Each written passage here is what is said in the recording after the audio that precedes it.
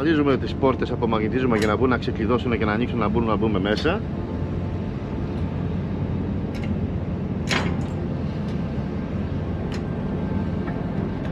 Ασφαλίζουμε τις πόρτες της καμπίνας, δεν ανοίγουν και είμαστε έτοιμοι να πάμε στην καμπίνα για δουλειά.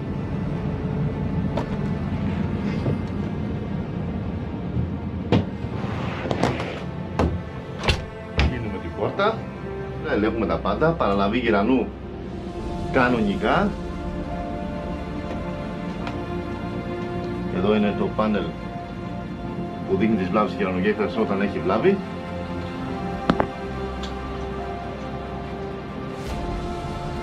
Εδώ είναι το VLD της γυρανογέφυρας που μπορεί να βλέπουμε τις δουλειές της γυρανογέφυρας και να παραλάβουμε το γυρανό.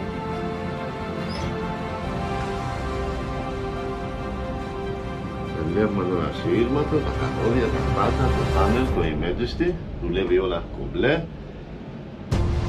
Βάζουμε την κάρτα μας στον κάτω αναγνώστη, διαβάζει ότι είμαστε εμείς.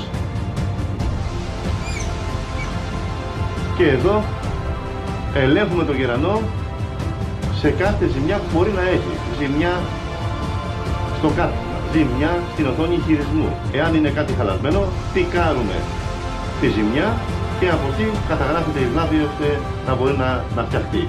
Και στο τέλος, αφού είναι όλα κομπλέ, τα έχουμε τσεκάρει όλα ποια είναι και τι δεν είναι,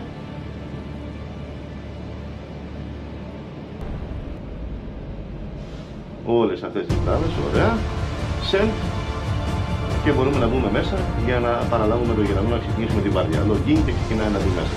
Φοράμε τη ζώνη ασφαλείας. Χωρίς ζώνη ασφαλείας δεν υφίσταται να κάνουμε τίποτα πάνω στη γερανογέφυρα. Ασφαλιζόμαστε σωστά και ξεκινάμε να βάλουμε ρουκά τη γερανογέφυρα. On control, on spreader, hold reset και είμαστε κομπλέ να δοκιμάσουμε τη γέφυρα να δούμε αν δουλεύει.